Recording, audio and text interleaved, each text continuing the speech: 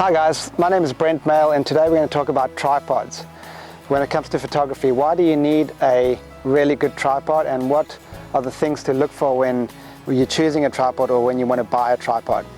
So a tripod is basically called a tripod because it's got 3 legs, and the main use of a tripod is for holding your camera still or for stability of your camera.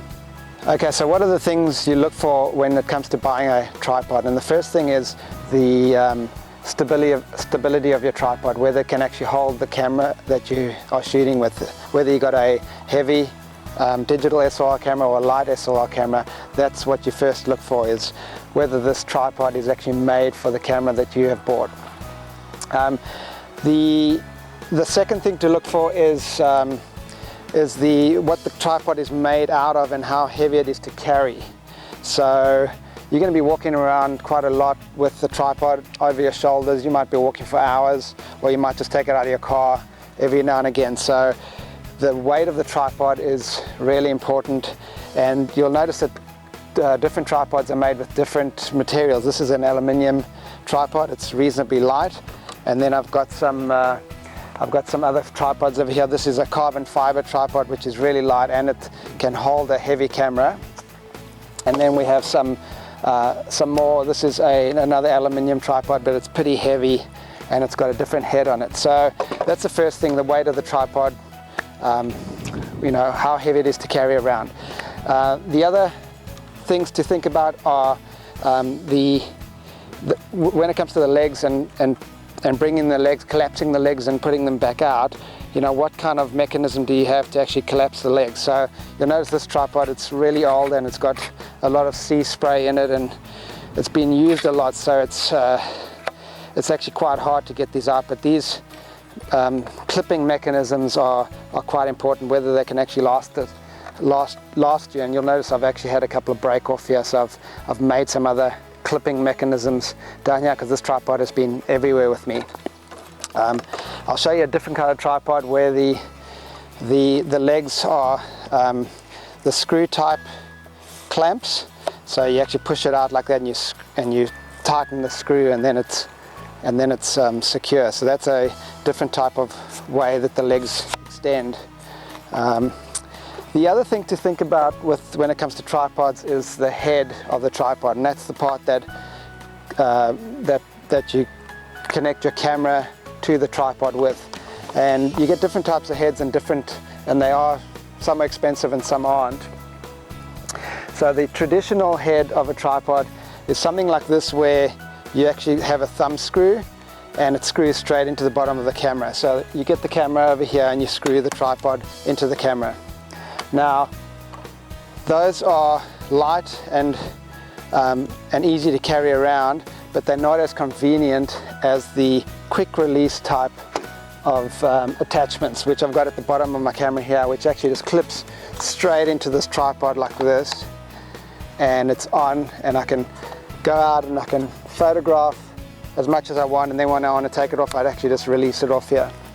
So that's a really good quick release plate. And here's a different type of quick release plate for this tripod.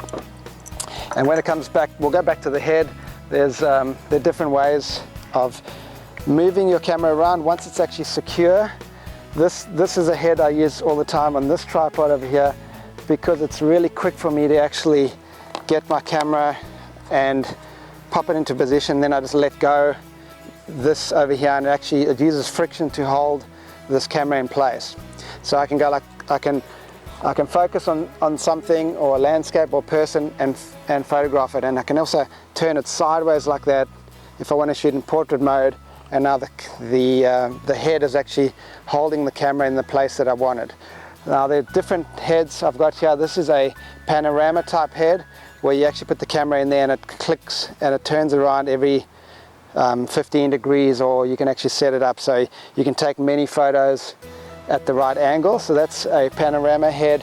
And then we got the traditional type of head over here, which and this is a little lightweight tripod for traveling, and you connect your camera to that, and then you can actually just use this you can use this little ball head to turn your camera around and then secure it in place. But this tripod will actually not suit this camera because this camera is too heavy for this tripod, and if I get a little bit of wind it'll probably fall over.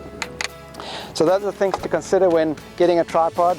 You might even think about just getting a monopod, which is a one-leg type of device, and you can put your camera on there, and it will just you still have to hold your camera because it's not fully secure, and it's not and it will move around. But if you're shooting sports photography or surfing or something and you've got a really heavy lens, you can pop your lens or your camera on there and you can keep photographing, so you don't have to pick it up and put it down. So those are the things to consider when purchasing a tripod.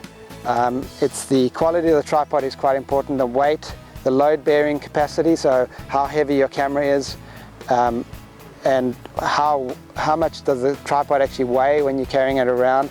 And then look at the clipping mechanisms for the legs and the head for the tripod. Is it easy to get the head to turn around and move and lock it into position? And then also the quick release plate, or the way that you actually secure your camera to the head is quite important to the quick release plate over there. So hope you're enjoying these free videos.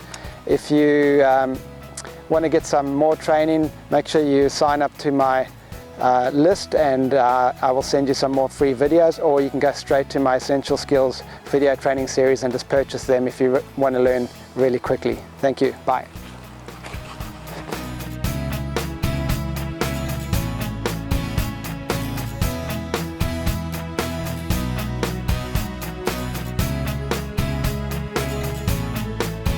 What inspires you to get out in the morning and take photos? Each one of these is one f-stop change. Great, love it. Soft light is the opposite. I'm going to go back and shoot at 200 millimeters.